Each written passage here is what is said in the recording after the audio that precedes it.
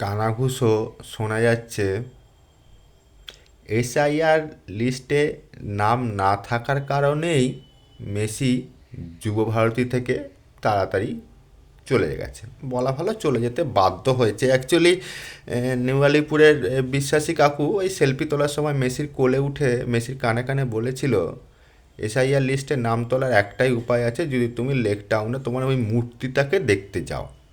এই কথা শুনে মেসি আর বিন্দু মাত্র অপেক্ষা করার চান্স নেয়নি, যে সোজা পগার পার।